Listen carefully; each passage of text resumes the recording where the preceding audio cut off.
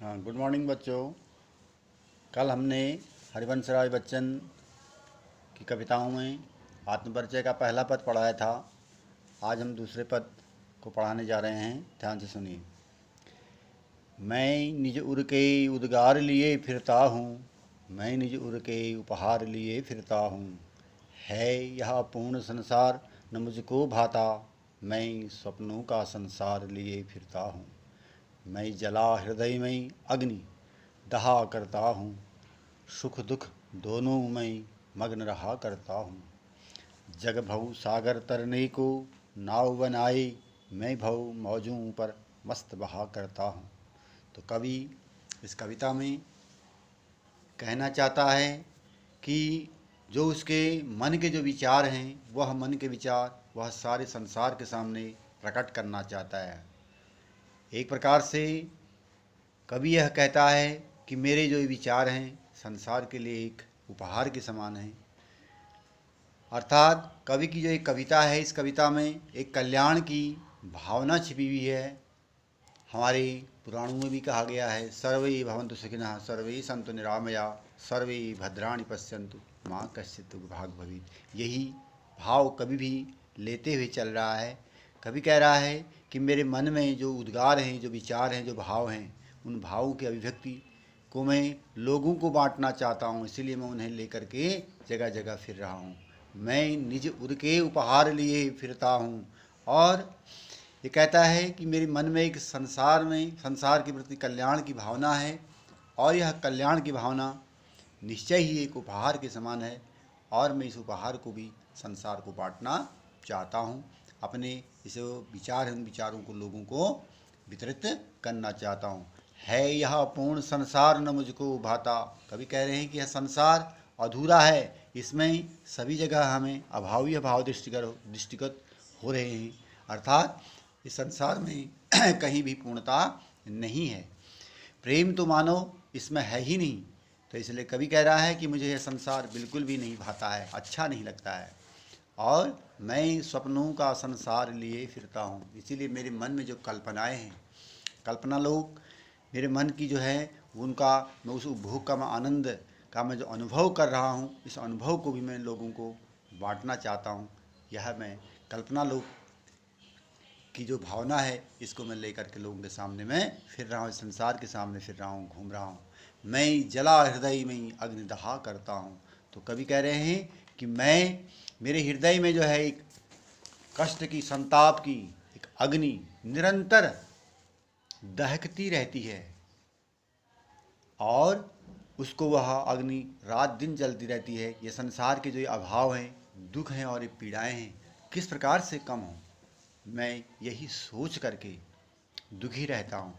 फिर साथ ही वह कह रहे हैं, देखिए कवि कहना चाह रहे हैं, सुख दुख दोनों में मग्न रहा करता हूँ।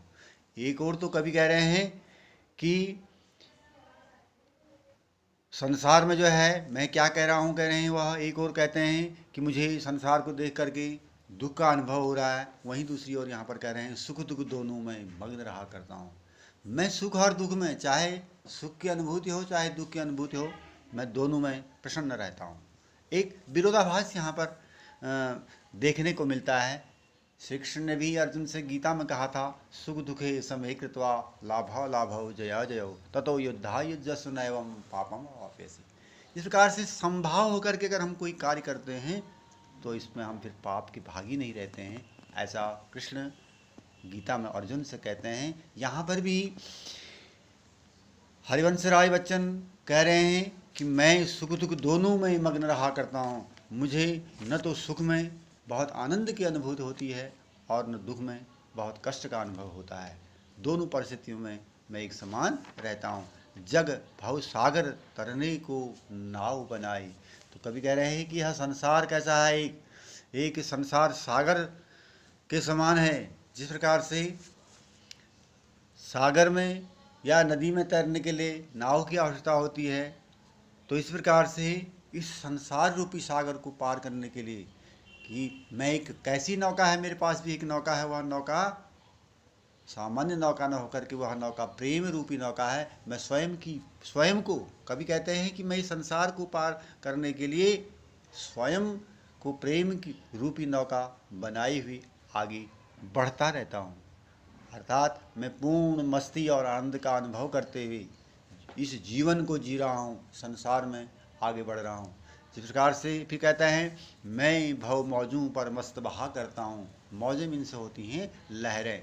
तो ये कहता है कि संसार रूपी जो लहरें हैं, यहाँ पर जो है संसार को पार करने के लिए जो लहरें जिस प्रकार से लहरों में नाव झूलते रहती है, ऊपर नीचे रहती है, तो उस प्रकार से कवि भी कहते हैं कि जिस प्रकार से कोई नौका सागर की लहरों में ऊपर नीचे झूलती हुई फिर भी किनारे की ओर बढ़ना चाहती है, उसी प्रकार से मैं भी अपने कार्यों से, अपने अनुभवों से संसार की जो पीड़ा है उस पीड़ा को कम करना चाहता हूँ, ताकि संसार के लोगों का कष्ट कम हो सके।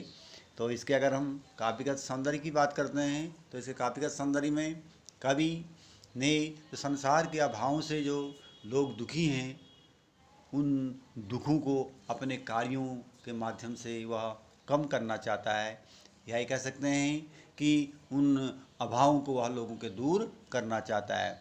और यह कवि की जो एक कवि जो उपहार है, वह उपहार कौन सा उपहार देना चाहता है? अपनी कविता रूपी, कविता का मतलब है कि उसके जो विचार हैं, उसकी जो कल्पनाएं हैं, उन कल्पनाओं को वह कविता रूपी कल्पनाओं को संसार के लिए कवि बहुमूल्य उपहार मानता है।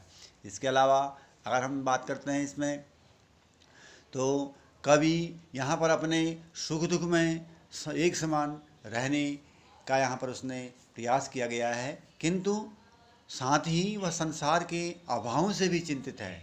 इसलिए इस पद में अगर हम कहें कि एक विरोधाभास अलंकार भी यहाँ पर हम देखते हैं कि इसमें विरोधाभास भी अलंकार है। भाषा की बात करते हैं तो भाषा सरल, प्रवाहपूर्ण, साहित्यिक खड़ी बोली है। और इसके अतिरिक्त अन्य अलंकार, इसमें अनुप्रास अलंकार है, भवसागर तथा भव मौजें जो हैं यह रूपक अलंकार है। रूपक अलंकार मैंने पहले भी आपको बताया था कि जब काव्य में उपमेय में उपमान का भेद रहित आरोप होता है तो वहाँ पर रूपक अलंकार होता है। अर्थात उपमेय क्या है, उपमान क्या है, यह एक प्रतीत नहीं होते हैं, तो वहाँ पर हम कहते हैं रूपक अलंकार है। इसके अलावा कवि ने जो है संपूर्ण काव्य में विभिन्न बिंबों के माध्यम से, बिंब मीन्स होता है प्रतीक, विभिन्न प्रतीकों के माध्यम से अपनी बात को रखा है। धन्यवाद। यह आपका यह पद पूरा होता है।